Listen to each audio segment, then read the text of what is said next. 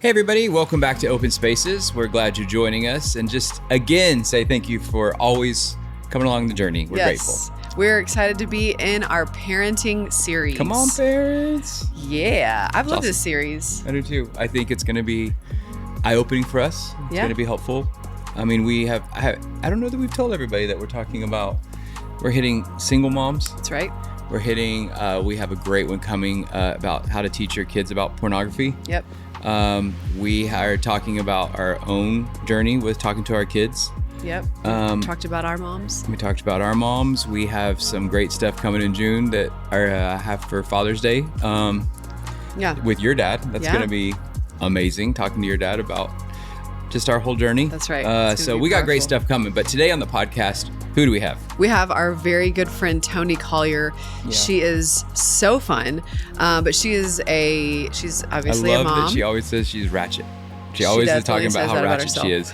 And I love it so much. I love her. She's amazing. And we have a great time with her, but she's a mom. She is a teacher, preacher, author. Bible study gal. She has written books. She has a podcast. She is the creative director at a church, local church. She is a woman of many gifts, and she has an incredible story. So buckle up, she says. And we talk about all the things. Yeah. We talk about her divorces. We talk about what it's like to walk through divorce in a church. We talk about parenting through grief as a single woman. Talking to your kids about hard things. And one of my favorite parts is the forgiveness piece. Yeah. Within this podcast, she says some really amazing things about forgiveness that I think it's really beautiful. You can take away. Everyone can take away stuff from this. So we're glad you're back. Welcome back to Open Spaces.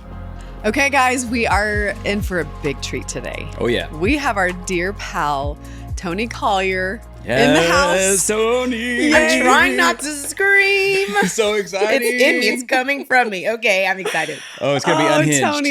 Yeah. Get prepared. Prepare Jeff and Toni. Pull your car over right now. Don't even try to drive with it. Don't. Just stop. Well, obviously, it's hard to know where to begin.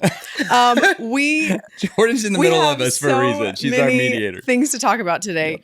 Yep. But you need to know, many of you might not care, but you need to know that we go back pretty far with Toni, and we've known you. And the way that we were introduced is so funny because our kids were in the same kindergarten class. Yeah.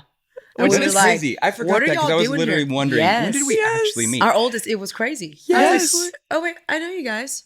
And then they know each other. And then my daughter Loki had a crush on your son. That was weird a little bit. And then here we are. I'm okay with it. I'm okay. It's fine. So that's how we met, and then we've run into each other a lot through ministry things. But it really sealed the deal. Yeah. When we went to Africa together. And we spent some time in Africa. Man, we spent a lot of time in Africa. Actually, did. You know those mission trips where it's like I maybe should have signed up for the 7-day. Yes. Not the 14. Yes. That's what went down. I thought that was more like 30 days. Like I felt more like 30. We spent the summer in Africa. Okay. You know what? We sabbatical. It was a sabbatical. 2023. And it was sweet too. Like we got to do some really incredible ministry out there with like girls and house for orphans. Yes. Like it was really incredible. And I think like that trip describes our relationship, like meaningful, Holy Spirit filled, and also unhinged. Yes, absolutely. You know what I mean? Because that was like my first time when I really got to know you. Yes. Like, well, I love those moments too because we do all this ministry stuff and we're on stage and it's just people like watching us like right now. But then we got the opportunity to be like, okay, but who are you? Yes. And that was good. And the side text started. And we're like, oh, this girl's funny. When you create a group chat, you put a name to it and a picture. That's when you know. That's when you know we have arrived. We have arrived. It's different. Picture. It's not just kindergarten anymore. I know. It's good. It's so good. We love you, and Toni, I'm so glad you're here. We have you specifically for our parenting series. I'm excited. You are an amazing mom. You are also a single mom. Yeah. And you have a daughter in middle school and a son in preschool. And as a single mom, you have the loud. Gamut of stuff going on. And on top of that, you are also a preacher, an author, a podcaster. You have an amazing ministry and creative director. It's not like you're doing one thing. It's like all the things. Everything that there is. I'm squeezing it all out. You're doing all of it. Yeah, it's a lot. And I mean, if we're just going to keep on going, let's do it. Okay. Just keep rolling. And there's all these gifts of being a single mama, but also taking care of my babies and doing all this great ministry stuff. And the shadow side is we've been through some really hard stuff. Absolutely. Yeah. Right? Like processed through 2 divorces. My first marriage, super difficult. A lot of abuse there. My second marriage is all over the internets, unfortunately. But went through a lot of infidelity in my last marriage at the hand of my ex-husband. And I think that I'm excited about this episode because I'm not afraid to talk about like the gifts and the shadow side. Why we wanted so you I'm on. hoping that like if you're listening and watching this right now, that you really do buckle up, that you really do pull your car over, because I do think we're going to be what our friendship is. Yes. Holy and intentional and deep, and then a little unhinged. So don't worry, we'll make you laugh We'll too. get both. It's all there. So yeah, That's it's gonna right. be good. Okay, so to start us off, give us like tell us your story. Yeah. Give us an overview of what has brought you to this place today. Yeah. I'm actually really excited because I'm coming off the heels of a 3-day intensive where, and healing is like my jam, baby. I'm like, oh, let's go do the hard things. Let's peel the Band-Aids off. A lot of work. And I found myself in a place where I was like, man, I think I need to get some like intentional time to really come up a little bit higher. Because oftentimes we can just kind of process through the healing journey, go to our counselor. It becomes a little bit mundane. But I'm like, no, I really want to kind of see the full picture of where I am today. And then what I've like been through. And I would say the synopsis from those 3 days was healing never ends. It's not this like linear race that you get to a finish line. It is a marathon, and it's not linear, and there's ups, downs, and all arounds. And for me, you know, my trauma started as a little girl. My mom was incredibly sick. She had a massive stroke. I became a tiny little caregiver at 7 years old. I was exposed to pornography, just literally flipping through channels in my mama's bed as she was like drugged up on all these medicines. I, know that my dad was an alcoholic when I was growing up. I don't have much memory from it, but the effects of that really made him distant. And so I'm this tiny little like caregiver for my mama, and my dad's super distant. So I'm alone a lot. And the story that I've told myself from my whole life, and I really thought I had healed from it until the 3-day intensive just a month ago. But I still just have this thing in me that's like, no one's going to protect me. No one's going to create safety for me. I got to fight for it myself.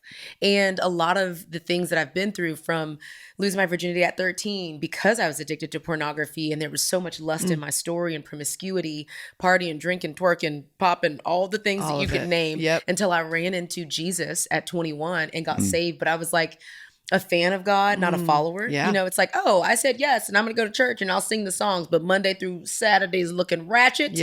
So that was me kind of like trying to balance Christianity versus surrendering to it. And at 24, I finally surrendered. After my first divorce, got me and my daughter out of that situation, very unhealthy, very unsafe for us. And then because I wasn't actively healing, I just hopped into another relationship with my second husband, and he became my savior in so many ways. And so all of his behavior, the infidelity, all the things that I discovered about him, I just like tucked it because I'm like, well, this is like my savior. This is the protector. Cinderella story. I'm looking for a protector. And as crazy as this sounds, as someone who's been in ministry for, I can't add that fast, but I think it's been about 12 years, 12 or 13 years, I still battle with this idea that actually it's not a husband, it's not a pastor, it's not a mom or a dad that's my savior. It's the savior of the actual universe. And going to him and allowing him to be a comforter versus a coach, like go back in the game and keep fighting, Toni, versus, no, I'm your heavenly father, has been a real struggle for me. And that's kind of been like the most recent journey I'm on, is like, that's amazing. Oh, I've got a protector who really desires to comfort me and not like somehow push me back into a game of fighting for my life with all this trauma. So that's where I'm at, baby. Since we've known you, you've done a lot of counseling and a lot of work. So one question I have for you is that on a, like, do you feel like that's out of necessity when you're at rock bottom, or have you continued to do that out of like maintenance? Because it seems like you're always working on yourself, which I love. But I think, but like, do you get to bottom and have to do it again, or have you found a routine of like, I do genuinely think it's seasonal. Like for me, with so much trauma in my past, by the time I was 25, most of my life was lived in trauma.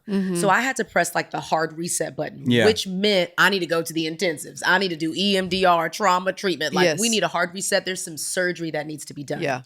Then I think there are other seasons where you have to be a person that says, I'm going to live on the offense, not the defense. I'm going to prepare for the fact that God created the world for all of us to be frolicking around in Eden with no pain, anxiety, depression, disease, addiction, temptations. And then evil entered the world.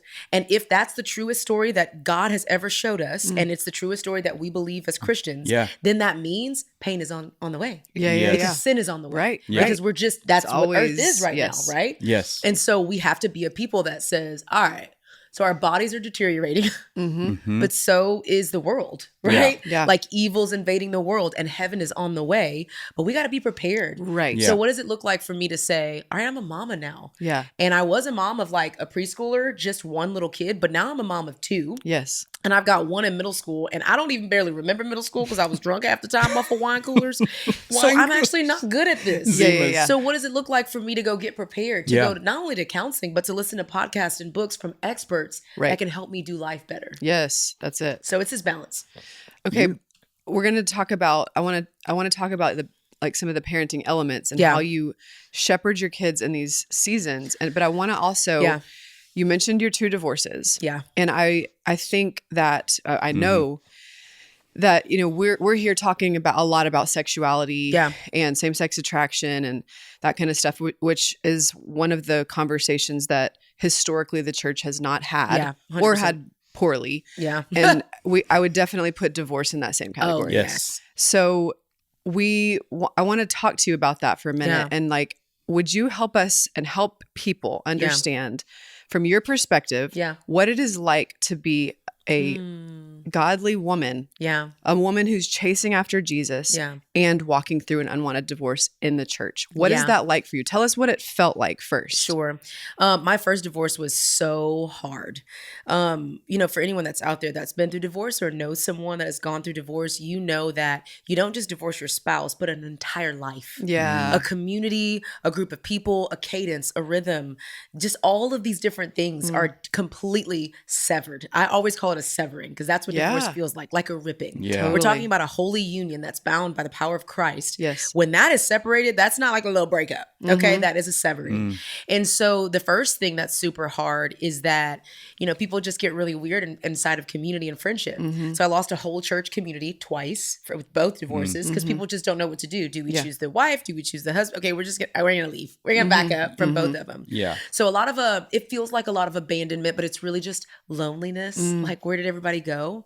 I'd say the second thing with the church specifically, and I'm going to be honest with you. I'm kind of grateful to the Lord right now because as I'm processing this answer, I'm thinking about my first divorce and how poorly the church handled it. I mean, I just was completely thrown away. Like it was just like, hey, I even said to our pastor at the time, I was like, I think I need some time to heal. I'm going through divorce. And the response was, well, depending on how you leave or how long you leave, when you come back, things may kind of change and we may kind of be running and, there may not be a place here for you. I was like, okay, were you in leadership at the church at the time? Yes, I was a student pastor. Okay. Yeah. So that was weird. And so were you like kind of, was anyone caring for you from the church at that time? No. Truly. And it became this, well, Toni's leaving and, we've got to protect the church from her because she's an outsider now. Gotcha. So it's this very weird church manipulation, spiritual environment that said, the pastor was to be protected. We were like a cult, honestly. I don't want to say that out loud, but it just kind of came. So, oh, well, here we are. And when you're an outsider, for whatever reason, disease, rest, balance, wanting to transition out of the church, feeling called somewhere else, going through a divorce, it's like they're an outsider now. So that was my first church. Very weird, a lot of church hurt there. And I'll talk about that a little bit later because I have an ideology around that I hope will like be really good for you. So stick around. The interesting contrast to that is I was at Gwinnett Church for my second divorce, and it was beautiful. Wow. And Tell I'm us like, why. I'm just now realizing what was that. Different? Yeah. Well, they didn't make it weird. That's the best thing I could say. I've never talked about this actually, but Reed Moore, a good friend of mine, you guys know him. Yeah, he's awesome. it was like a little oasis. Wow, I have the chills because I'm just realizing that the Lord redeemed that part of my story where I could have been so jaded by the church, but he said, well, actually, I don't make every church the same because I don't make every human the same. Right. And so actually, like when you label it as church hurt or I'm mad at all churches, you miss out on the fact that there's redemption found in restoration in the church relationship, which thank you, Holy Spirit. But I just remember, this is gonna make me cry because I've never talked about it. I'm ready. I'm buckling up. I remember reaching out to my friend Erin Eddy Atkins, and her husband is the worship leader at Gwinnett Church. And I was just like, me and the kids need a church. You know, we planted this church with my ex-husband. We're now kind of excommunicated from it. I don't want my kids to not be in church. Excuse me. And so I think, you know, we want to come sit. I don't want to be a distraction. Like I'm like putting all these filters out. Like I know it can be weird because of my first church experience. Yeah. You're like on guard and trying to protect. Like I don't want to, you know, mess anything up. Like, and I'll just never forget Aaron saying, I'm going to reach out to Reed and we'll have a seat for you on the front row. And you know, I just remember walking in and like trying to check my kids in, and I still got the same last name. I don't know if people know, and it's weird. Yeah. And I'm walking in church and I'm like, I can't be on the first row. I can't be in there. And there's just a seat for me reserved for Toni. That's so sweet. To worship our God. And that's just how it should be. And it shows that they were not ashamed of you. No. They wanted, not only did they want like have a place for you, but they're like, we're not afraid for people to see you here. Yeah. We're not afraid, and we're not going to hide it. Yes. Because we know this. When we hide all the broken parts, we actually hide the redemption. Yeah. Because we can't see it. Now we don't even know. Amazing. Yes. We don't even know. That's why we want to talk about the broken parts. Because then you get the redemption. Because then you get the redemption. That's right. And even my daughter, I'm not kidding you. My whole world fell apart in September. We started going to September 2023. We started going to Gwinnett Church September 2023. 2 weeks into going to church, we're on mommy-daughter date. My daughter gets saved with me in the car. The second thing that happened was that my daughter gets baptized in March of 2024 at Gwinnett Church. Wow. Amazing. What a picture of what it looks like for the church to say, oh no, actually we are a hospital for the broken. Yes. Oh my gosh. That's beautiful. What an amazing thing. I know. I love something that Jordan and I have talked about recently is just like, because we're in leadership at a church, but the whole like dealing with sin, whether it's divorce or same-sex attraction or whatever, the sin, pornography, whatever people are struggling with, it's like at what point to remove out of leadership. And it's such an interesting thing, because I was saying the other night, I was like, I understand. And I do think there is a point. I'm not, and just to be clear, I'm not talking about you and divorce. I'm talking about like a bigger picture, just stepping out for a second. Yeah. About when there is sin involved, like with leadership and like the removal of leaders, or, you know, it's interesting because if everyone was removed that is a sinner, then you don't have a church. Bye. And so it's like weird, like who is disqualified, and kind of figuring that out has been interesting in leadership of like with people that we are leading, and like when they confess, we don't want people afraid to confess, because if I confess, then I don't get to like to do the thing. Yeah. And that's been interesting to like navigate. I love that. But we've been discussing like about that. Like, it's so interesting. Like, how do you, at what point do you take someone out, or what, how does that work? You gotta go home. Okay. I think about this crazy idea, that there's a difference between sin and then like habitual sin. Yeah. Like that you're just actively sinning. Yeah. Right. And again, I just feel like from the Holy Spirit, it's interesting that in September 2023, you know, my ex-husband, called to admit all these things. He was being extorted. All these things happened. And it was just kind of the final, you're not repentant. This is habitual sin. You just keep doing it again and again and again. No repentance. Yeah. Our marriage is no longer God honoring. I brought it to counsel. I mean, I still was like, are you sure I shouldn't go back? Like, I just was really wanting to fight for my marriage. And, you know, there just was a point where it's like, you actually have to go get help for this. Right. And it's better for you to go get help for it than to try to stay in something that's supposed to be holy when it's not. Yeah. Right? Yeah. And 4 months later, I had a friend call me that started going through the same thing. And, you know, her husband was in leadership at the church. Some things came to light. We don't want to compare pain here, but not as serious as what I was walking through, but very similar. Yeah. And I remember feeling like so triggered. And I was about to be like, girl, I got you. You can come live with me. We can have like a divorced house. We can be the divorced girls, roomies, okay? And I just remember her saying, my husband's come home and he turned in all of his electronics and he's going to rehab. Mm-hmm. And I sat there for a moment and I was really angry with him. I was like, no, I'm taking you. Okay, you're coming here. Uh-huh. And then I was like, oh, I think this is what it looks like for someone to do sin in the world, get found out, and turn towards the cross. Mm. Yeah. And walking with my friend through this healed a part of me. Wow. And a part of my story that I genuinely, like, I was like, all men could evaporate, like on the Avengers. Like, they could just go into dust. Because that was your experience. Because that was my experience. Yes. And I was so convicted by the way I felt towards her husband. Because I'm like, he's a sinner, you know? Yeah. Because I have watched, this makes me want to cry. Even recently, they have just begun to like speak into other couples' lives that are wrestling through some of the same things. And I told my friend, like, I love you, but I also really love your husband. And I love that he has fought for you and your family. He's fought for freedom, redemption, healing, restoration. Like, he has done it. Yes. He did the work. And he did it. He did the work. Yes. And we watch people like Carl Lentz with public platforms and how him and his wife are processing through it. And honestly, I think the Lord is trying to show us something. I think he's trying to say, I told you there's no greater sin than the other. Yes. I told you that I would go after the one. Are you willing to go after the one, church? Yeah. Are you willing to turn around for the... And I've been in prisons, Jeff. You know this. We've been with God behind bars. I have sat with murderers, child pedophiles, and seen the Lord do a great work in them. Redemption, yes. And I'm so convicted as a leader. Yes. Because how many times have we thrown people away? Yes. Oh, that's too bad. No, it's too much. That's too great of a sin. Yes. Are you essentially saying that our God can't heal anything? And you're putting yourself in the place of God of like judgment. Of who is that to be judged? What are you talking about? Yes. That's weird. Yeah. Yes. How far have we gone as a church where we believe in our mind for real that there is a sin that's greater than a God? Yeah. Yes. Go sit down. Go sit down. Good. You gotta go sit down now. I love that. Yeah. And so that's what I think. I think we have to look for the fruit. Yeah. And people can rebuild the fruit. They can do it because they have the Lord. That's right. And when we're involved as a bystander or or even a friend, being willing to examine ourselves like you did with your friend, like, okay, how I have such strong feelings about this. Why is that? Yep. And what is this based in? That's good, Jordan. And what's actually happening here?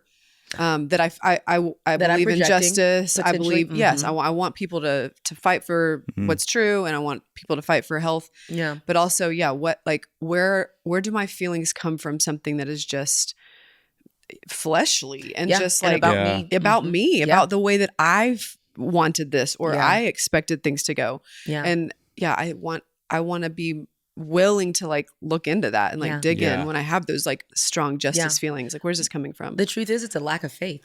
Yeah. You don't actually believe that God is who he says he is, the judge, the righteous ruler, that he will actually redeem and vengeance is actually his. Yes. You believe that you have to take it on yourself. Right. Like I have to judge. I have to decipher right and wrong. I have to make sure that vengeance and justice is carried out because you don't actually have enough faith that God will do it. And I'm not saying that from a place of condemnation. I'm saying it from a place of authority because that was me. Yeah. I didn't want to forgive my ex-husband. Yeah. I was like, As a matter of fact, there was a couple of times where I'm like, I'm gonna write a letter. I'm gonna pretend to be somebody else. I'm going to do this. Because I wanted vengeance so bad. Right. But it was a lack of believing that God actually was protecting me. Yeah. Was keeping me safe. See, that it goes back to like the beginning of the episode, like rewind if you're just tuning in, like I have a wrestle with believing that God actually protects me, that he is actually in charge. That's a lack of faith in him. And so I'm saying that from a place of like, I know, ain't no judgment here. Yeah. But like, I know what that feels like. Yes, you do. Yeah. Talk about talking to your kids about your divorces and like when you saw the point when your marriages were ending. Yep. And like, I mean, Dylan was in very different stages of life for both of those. Yes. And what point you brought him in. Yes. Like, that's and something I'm so how about. Can you talk about talking to a young child about it and then talking to a preteen about it? So This goes back to counseling real quick. I want to do another counseling plug. I love it. I'm Okay. like, we need help. Our family's going through another transition now. Actually, a very good one, but it's still going to sting a little bit. And I remember last week, I talked to my counselor and I was like, how do I transition the kids through this? Because sis has quite literally studied human beings. Yeah. Their minds, what they're ready for, at what age, adolescence, teenage years, all these different things. Give me advice as to how I talk with my kids about this. Yes. Yeah. And I'm very serious about my children. So I'm a little playful and wild and I love to have fun. But like when it comes to my kids, like I'm not about to guess. Yes. I want the expert to tell me what to do and I'm going to go execute and run the play. Yeah. You're great, and Mom. so thank you for saying that. It's true. Fierce protector. It's true. So my daughter was just one when I divorced her dad, my first divorce. My son was one when I divorced his dad. Wow. And so I knew what to do there. Yeah. I was like, I know what's here. going on. We talk about new places. We talk about doing new things and new rhythms for a 1-year-old. We're going to this new house. We're going to go do this new thing. Things are going to look different. Making sure that there's some consistencies in scheduling. Yeah. Like keeping foundation and structure is the best that you can do for a 1-year-old who's just, I don't even know what's going on. Right. Yeah. Same bed, same decor, things like that really matter. Yeah. Okay. Now my daughter, who was 9 with my second divorce, was very different. And I was so scared. I had actually already gotten a new house. I couldn't even tell her yet. And I went to my counselor and I was like, what do I do? Like, how do I, she's so smart. She's so emotionally aware. I have raised her that way. Like she just is going to know. Yeah. And my counselor, and y'all have an open relationship. yeah, and we talk about everything. Yeah. Like we talk about all the things. And so my counselor said, I think it's time that you bring her into both the emotional side and you let her see some wounds. And I didn't want to. Like I'm strong mama all the way, but like I'm not about to let you see me cry. Like what are you talking about? And that's my own insecurities as a mom because I'm like, you're not gonna respect my authority or you're not gonna follow me when you see the vulnerable side. I will never forget sitting with my daughter Dylan, finally mustering up the bravery for this, and we were moving the next week. So I was like, I gotta tell her. You know what I'm saying? And we sat in front of, in our kitchen, in front of our back door, and it's like a glass door. And I said, hey, babe, I really would love to talk to you. We sat down, chairs side by side. I said, I want you to know that Mr. Sam has done some things that really has hurt our relationship and our marriage to the point where it no longer honors God. Bringing God in the center of these conversations with your kid is very important because they're developing a relationship with God. Yeah. Aside from you. Right. So she's like about to hit middle school. Middle school is the environment where they develop a faith of their own. Yeah. And bringing God into it brings it off of just like human choice. Yeah. Yeah. And now it's about, we have to honor God in everything we do, even marriage and the decisions that we make around marriage and divorce. Yeah. And I said, the truth is like, it's, our marriage is no longer honoring to God and I really want to honor God. But also it's not honoring to me. And as a woman, as a mom, as a figure, a role model for you, I told her, I said, I really want you to know how you should be treated. And if I stay, then I would be showing you like to settle and to not be treated well by a man. And that's not the case. Yeah. And so I said, I'm divorcing Mr. Sam. We're going to move into a new house. A lot of things going to look different. Nothing's changing with your dad. So assuring her that there are some consistencies that will stay the same was really, really important. And I'm like snot crying at that point. I'm just like, oh my gosh, like I'm nervous. I don't know how she's going to respond. And she reaches over to me and puts her hand on her shoulder. And she was like, I just want you to know I'm here for you. Like, it just taught me that she wanted to care. Yes. She wanted that for me.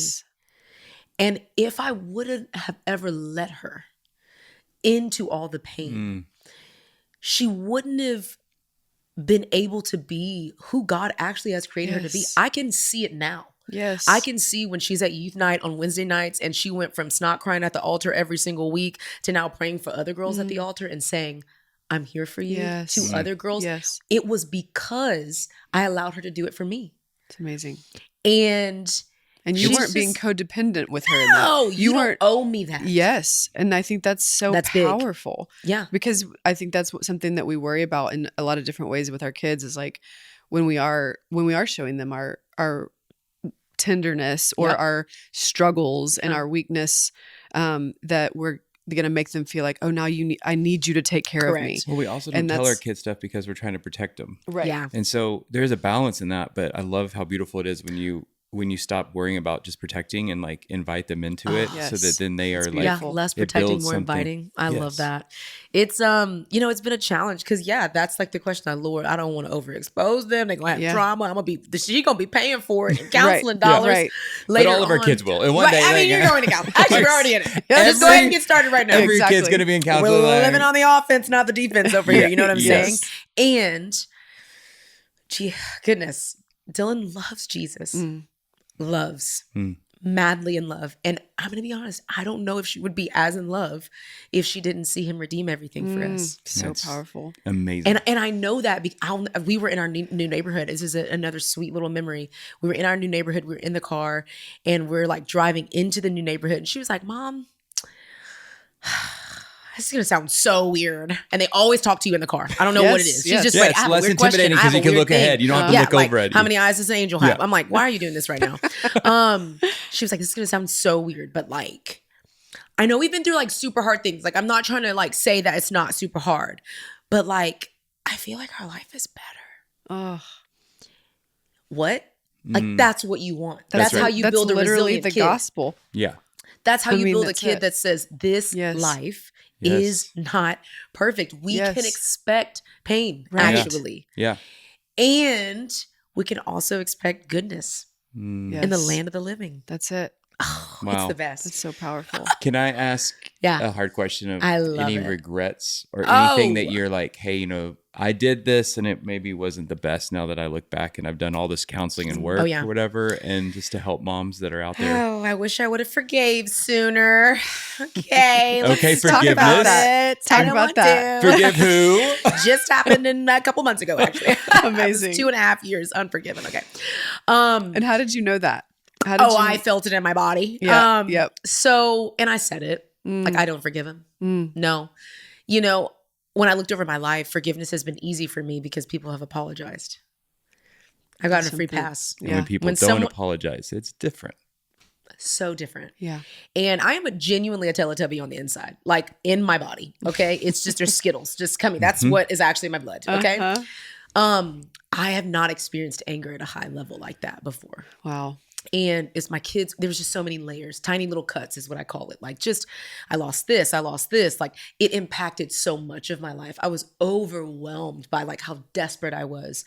I needed everything. I needed people to help us move. I needed finances. I had to ask my parents for money. I've never asked my parents for money. Like, it left me in such a vulnerable place. Organizations canceled on me. I'm like, I didn't do anything wrong. Like, I still need money to raise my kids. What are y'all doing? Like, and so all of that just put so much anger in my heart. And I didn't know how to process it. And so it just was rage and anger and unforgiveness.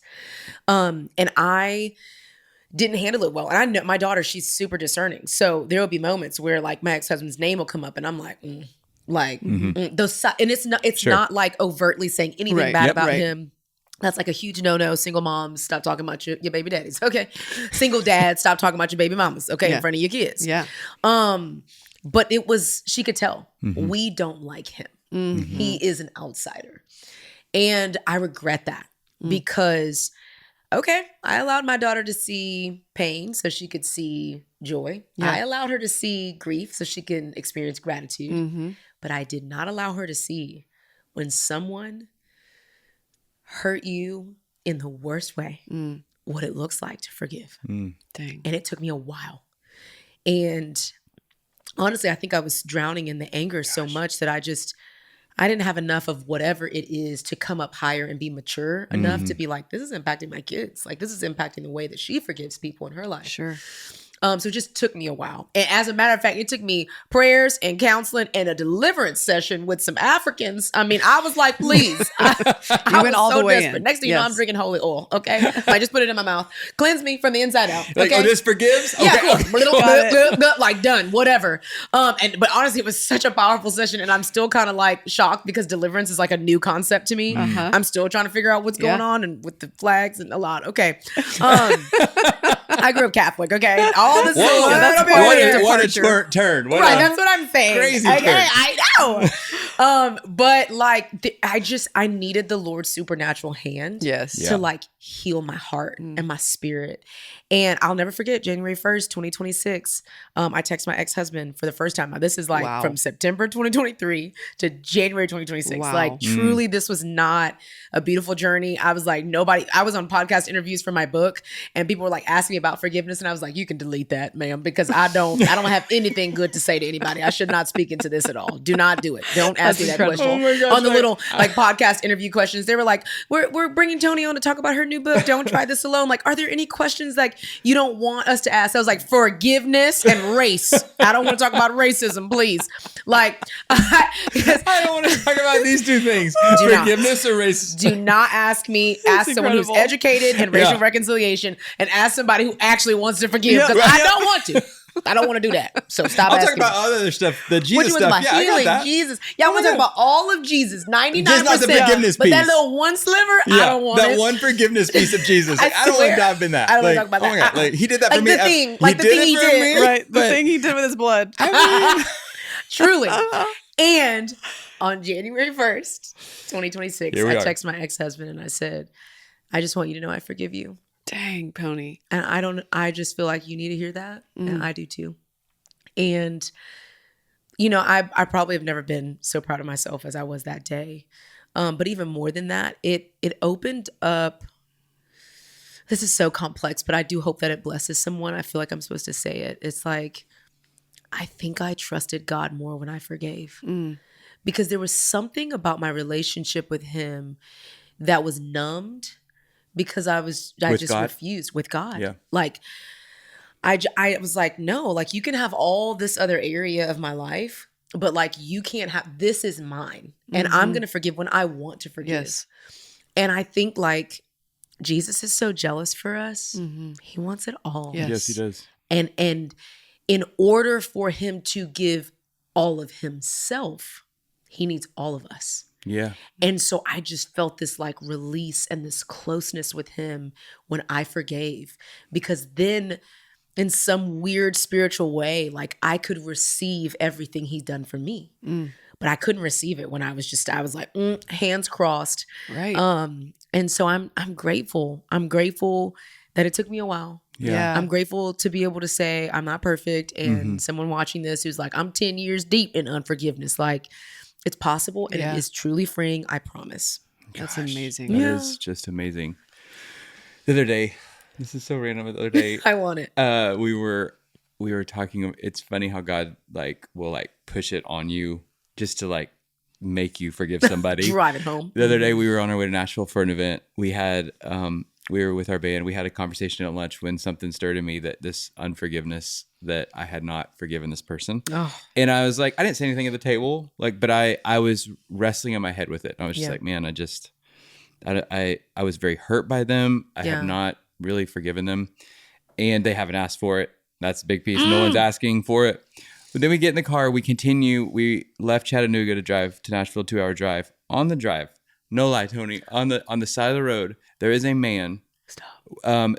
He had pulled over his car and he had a poster board, and he was standing behind the car with this poster board, holding it up to on the highway, going. We're flying 80 miles down the road. That said, what did it say? It said, forgive that person. Forgive that person. It was literally a sign. That's literally what the sign said. And so I didn't say anything. And later I told Drake, because I was like, I see it. And the band's like, what is that? Like, because it was laughing. so weird. It was like, to us, just the like casual passerby, it's just like, wait, why would you, like that's he's such an just odd trying thing. to go viral to you. But that man, like who stands on the side of a highway, like forgive that person. And I'm like, is okay. Like, I was like, okay, God, like, but that, for me, it was like, he needed to put a sign. Like a sign. actual rando. A literal sign to say forgive them. I love that about God. It's crazy. Because he's like, I'm not trying to call you out. Right. I'm trying to get closeness with you. Yes. So that's I the thing. need you to do, like, and he don't even have to. Jeff, he could have left you in it. Well, the other thing is if my eyes weren't open to it. Like, so I'm like, I could have driven by, and like, if I would have, it's very easy as humans just to like block something out, have that conversation at lunch. Whatever. Oh, I didn't forgive him, and not even associate that. An hour later, we see the sign on the side of the road, and we're all laughing about it because it's like very weird. Yeah. But if I would not have had eyes to see that or been attentive to the Lord, I would have just like missed it. But it was literally like I have been praying and wanting the Lord to like, during the day, he's doing stuff all around us. And I want to be aware of that. I want to be. And that was a moment that I was like, okay, God, like when I'm asking to be aware and I'm actually looking for you in all these ways, you are so clear. Yeah. But I think it's just really easy with the busyness of life. We just don't get 100%. To that point. We have a little note for our family in our iPhone. It's the God winks note. Because we want to see. That's awesome. That is awesome. Track of it. And we keep track of all of it. My daughter What says does that look like? You just like writing stuff down? So our mutual friend, Jamie, Ivy, love her. She told me I should keep it. I don't even know why. Like the first day probably, or day or two after like finding out about everything about my ex-husband, she was like, hey, before you continue on. I'm like, sis, I can't even stop crying. What are you even talking about? She's like, I think you should create a note that like just of all the things that God will do. Dang. And I was like, I mean, okay. And that thing filled up so fast. I can see, because it's time-stamped, I can see like the flood of things that the Lord did at the very beginning. And honestly, I think some of it slowed down naturally because when you're the one, like he comes after you, right? But then you got to go back and be the 99 at some point, right? Like you can't, you know what I mean? No, I had a revelation about that. Yes. That's why, honestly, I have this little tattoo. If you're watching this, which like if you're listening, you should go back and watch the video. But this is why. It's a little sheep. This is a 1 It's a little sheep and it says 1-99. And it's there because I want to be reminded that the Lord is obviously always with us. Yes. And there are some seasons where he come a little bit closer because he needs to, you know? And it's with Peter. I mean, Peter denied him 3 times and there was a moment where he's like, I got to go get him. And I got to go, you know, show him 3 times. You know, like I got to do those things to bring them back in. Yeah. And at some point, we've got to go back on mission, which is to spread the gospel to the ends of the earth, to be disciples, right? And I can see it in the God winks note, like these little, just one after the other every day. Psalm 91 is another tattoo I got from this season because people kept sending me this scripture every day. Unrelated. Some people over here, they don't even know each other, just Psalm 91. I kept seeing Psalm 91 like protection. I really am protecting you even when you can't see it. And I think it's been sweet with my kids because I'll say it out loud. Yeah. Like I'll be like, ooh, that's a God wink. And Dylan's like, oh, tell me. Like we get excited. Like, well, okay, what happened? Awesome. Tell me the story. Like what's going on? I'm like, well, this happened and this happened. And then can you believe that God did this? And she's like, oh, that's a good one. That's awesome. And it's like big God winks, medium-sized God winks, small little God winks. Like we celebrate them all on this little note. And amazing. It's sweet. I love that. So beautiful. You haven't got here without all the community. So I want to talk for 1 second because we did a whole series on community, but like talk to us about your community and the value that you have seen through it. Yeah. And even the hard things in it. Like tell us how you have handled that. Yeah. As a single mom, one of the things that I think we can often do as single parents is to overcompensate outside of like our God-given role. Like if you are a dad, you are also a single dad, but you have to stay in the dad bucket. Like I'm a single mom. It doesn't make me like, oh, I'm a single mom now. So I also have to fill the dad bucket as well. Yeah. And so with that concept in mind, I really had to stay in my lane. And that was very difficult for me because I was so concerned about my son, like not having father figures. I'm like, do I need to learn how to play football? Like, do I need to learn the positions? Like, how can I be a little bit more manly? Like, do you need me to step in? Yeah. Do you need me to? I do need you to step in. Is it going to be sports or? I think I can help him a little bit. Okay. He going to smell good by the end of it. He's going to smell good. He's going to have a great haircut. Okay. When I say help him, it is like I'll take him to the mall. He's gonna look good. Okay, he's gonna look good. He's gonna smell good. And he needs that too. He's gonna learn how to be an influencer. Because we don't want that axe spray. We don't want that axe spray. We do not need that axe spray. No matter what age your kid is. We don't want. We just skip it. Put it away. Oh my gosh. We love you, Axe. If you want to sponsor this podcast, you can. For sure, I will promote it. Oh my gosh. He's just that guy. Oh my God. Our 6th grade son, I'm like, dude, you are wearing cologne. Like, we bought him a cologne. Malone, stop and we're not going to give you something. We're not giving you something that makes other kids have headaches. I get it. It's nasty. Okay. Anyway, so anyways, you're not being the mom and the dad. With the sports, right? But yes, go ahead. Yes. So with that in mind, it required a level of humility from me. I'm the strong friend. Like I show up for people. I bring the pastries to the party. Like like you brought us this I'm morning. the girl, right? And so having to, text my friend Belinda and say, can your husband Terrence come over and just like hang with Sammy? Ugh. hard for me. Yes. To, my parents live in Texas. So I'm like, to call them and to say, Dad, like, I need you to like FaceTime Sammy often. Like I need him to have male presence as often as possible. To, have friends take Dylan out when I can't. Like we do mommy daughter date, sushi night. Like we can't afford that anymore. I don't have a lot of time. Like most of my time is spent working and trying to provide for the kids. Yeah. And so letting other adults step into their lives is just hard because you want to be the one. That's right. And God has given us community. Yes. And again, it was my second book, Don't Try This Alone. And it wasn't even supposed to be the book that I wrote. But I was so deeply changed and impacted by how people loved on us and carried us. Like, I can say this with all of the confidence in the world. We would not be where we are today in a sweet house, not super extravagant, renting a house, car, one little car. Like we would not even be here if it wasn't for my community. Yes. And the moment that marked me forever, that sometimes you have like a belief and then all of a sudden one little thing happens, like shoom, like you need to think about this differently. It was the moment where we had no furniture in our new little rental house.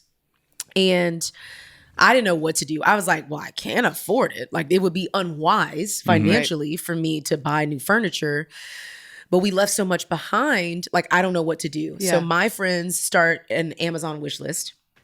And I kind of started looking on a little wish list. I was like, there's a few things here that don't really match. Yeah. Like, it's a few colors happening here today. And I'm like an all black and white type of girl. Let's go Scandinavian. Yeah. Can we get on Pinterest before we just dive into this? Like, And so I'm on with my counselor. Again, that's why counselors help so much with ideologies and stuff. And I'm like, my friends, they started an Amazon wish list and I feel like I'm supposed to be grateful, but like for some reason, like I'm not, like I said, a little weird for me. Yeah. And she's like, let me ask you a couple questions. She said, number one, can you acknowledge that you are disappointed that you're in a situation where people have to buy stuff for you? Like, can you acknowledge that? I was like, yeah, I feel weak. And she was like, I also want to ask you this. When you and your kids walk into your home, when you imagine them walking in, would you rather feel lavished? Like, oh my gosh, I have the nicest things and everything matches and it's Scandinavian farmhouse, or would you want to feel loved? And right now what's happening is that your people are trying to love you, Toni. Wow. And we had an unfortunate situation where that house had mold all over it just a couple of months ago, and we ended up having to move. But I can still remember what it feels like to walk into my house, and the rug that we have is from my friend Lindsay, who's like an incredible artist.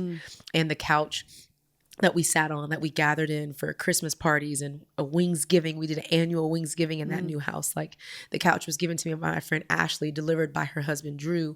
I go to my daughter's room and her whole entire bed set's given to us by Jackie Hill Perry. And I walk into my beautiful room, actually, like really, really pretty room. And my friends have made it so beautiful. The black rug by my confessional community, my 2 side tables by my friend Deborah Folletta, my mirror by my mentor and big sister Lisa Whittle. Like, we were so loved.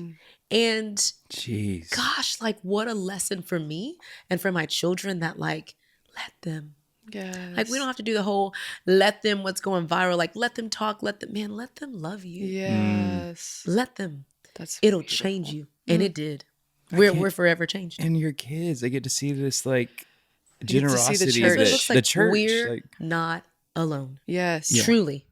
Like, there are people that will give still.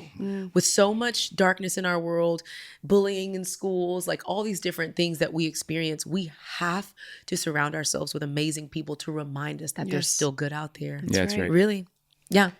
God. Yeah. So I want you to talk about walking, like how you have grieved and how you have walked your family through grief. Yeah. Because I feel like I watch you do that really well. Like, I can tell, even with what you allow people to come, like, online to see. Yeah.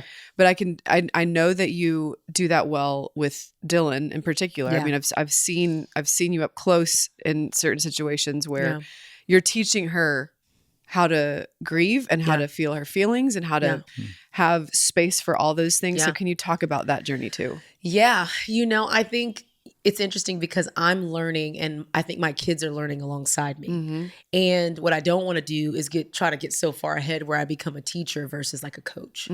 Like I want to be on the sidelines of their life saying like, I'm in the game too. Like I see what's going on. I'm moving around too. Here's what you do. Here's how you move. Here's how you pivot. Like I'm in real time. I'm not distant. I'm in it with you. I'm on the field too. Yeah. And so what that means is bringing them into these micro moments of grief, like just waking up. The other day, Dylan woke up and she just was having a terrible day. She's like, I hate everything. I'm talking about the minute she peeled them eyes open. And I was like, hey, what's one thing that I've started to do?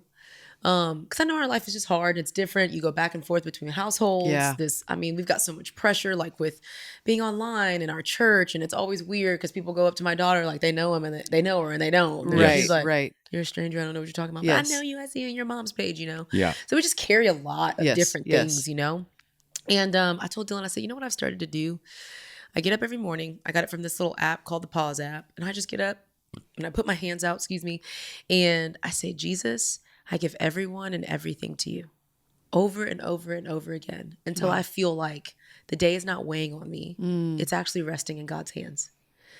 And this morning, last night she told me, she was like, hey, I want to wake up and I want to go take a couple of like loops around the cul-de-sac.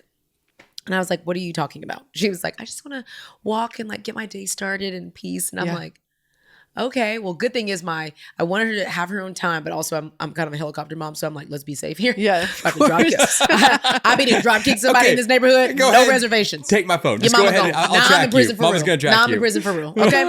God behind bars just became you behind bars. Yeah, we behind bars. Okay. But so my mirror thankfully faces the cul-de-sac, so I was kind of able to like peek over.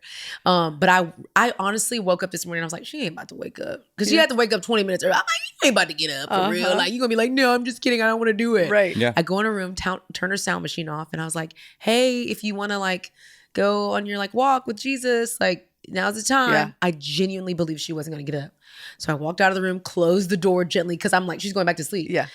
Next thing you know. She's up. got her little yoga pants on. I'm sorry.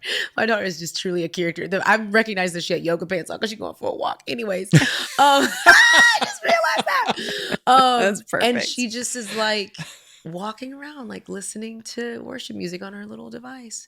Amazing. And I'm like, that's beautiful.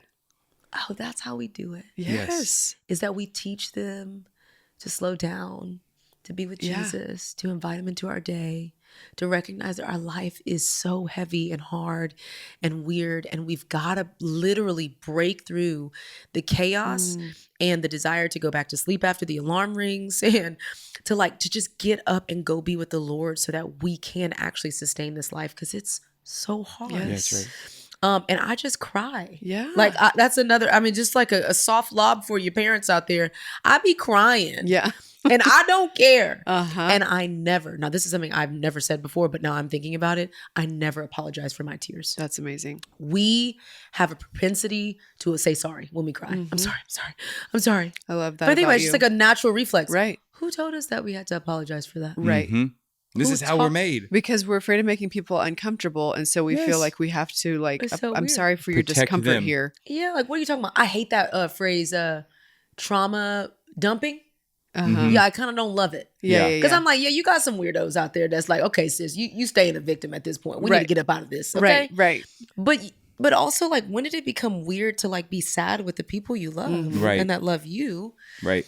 And you like inadvertently taught me about this when we were. This was I don't know, maybe last year. Yeah. We were at church and we were like standing around talking, and Dylan walked up and she was upset about. I mean, it wasn't like terrible, but she was like communicating some kind of disappointment, and I just like instinctively was like, oh, don't be sad. Or she said something like, I'm sad about blah blah blah, and I'm like, oh, don't be sad. And you were like, I mean, you were like not weird about it, but you were like, it's okay if you're sad. You said to her, she's like, no, it's okay if you're sad. I do that with Sammy too. And it was like, and I just kind of like was taken aback, like, no, you're right. Like, it's okay for her to be sad. She can be sad. Yeah. But it was like, it was challenging for me because it was like, it just made me think about like the vernacular of it all, of just like, okay, what are we teaching our kids with this? Like, no, don't cry. I mean, sometimes like, I feel like I need to help my kids understand like, this thing isn't worth your time and emotion. Yep. this thing is. Yeah. But Over that here. was so helpful though. Just like, oh no, let's like help them understand like, yeah, it's okay to be sad. And we can deal with disappointment. And I love the balance of it. Like, you know, with Dylan, we talk about like when you're ready and not before, right? Because there has to be a point where you're ready. Mm-hmm. So what that does is like, you know, I'm like, hey, you can be sad about this. Absolutely. Yeah. And when you're ready and not before, I'd love for you to invite joy into your heart. That's good. Sammy, my son, is 4. And I don't know. I think this may be a boy thing. I'm still kind of like researching about it. But he's mad all the time. Just that's the only emotion. There's not a lot of sad. Just anger. I'm angry. I'm angry. Like, hey, Sammy, we have to go take a bath. I'm angry. Like, we have to go eat now. Like, we can't jump on the trampoline. I'm angry. Like, just that's it. Yes. And I'm trying to like be enough like emotionally aware and also discerning, like spiritually in tune with him as a steward of him, to try to identify when it's not actually anger, right? And so he got this. He's into Power Rangers, y'all. I don't know what in the throwback ministry has happened, but it just is what it is. Here we are. We are in Power Rangers, and there's nothing. Yes. The Power Rangers are gone. There's collectibles on eBay. Like, it is the worst. We have a Power Rangers costume. We can pass along. Don't worry. I shipped one in from Yuchang, China. Okay, so I got it. All right, the red one. Great. So the other day I got him this action figure. Now, if you know anything about action figures, you listen to this, you were born before the 2000s. Like, you know, they don't do nothing. They don't do anything. You have to have them do things. Right. It requires imagination, of which Gen Alpha does not have. Okay?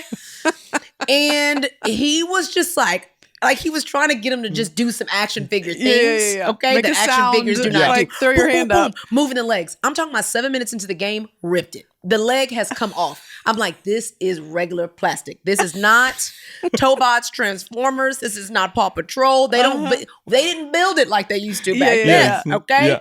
And he has cried for 30 minutes. 30 minutes. He cried as I was feeding him macaroni. He cried in the bathtub. He cried himself to sleep. Devastated because 7 minutes into the game, Black Power Ranger had no leg. So I ordered another one, as we do, right? Okay. Sure. But he kept saying, I'm angry. I'm angry. I'm angry. And I was putting this little cocoa cream on. Okay. And I was like, where are you angry? He said, right here. And I said, oh, buddy, I think you're disappointed. I think you're sad. Yeah. I said, can you say that? I'm sad. And he said it. And he just like, why is this making me cry? It's Power Ranger. He just like fell in my arms. Because I think our good bodies, they know. Yeah. Oh, this isn't anger. This is disappointment. This is sadness in me. Yes. And all of a sudden, I picked him up. He just whimpered on I love him so much. I could go to sleep with him in his crib.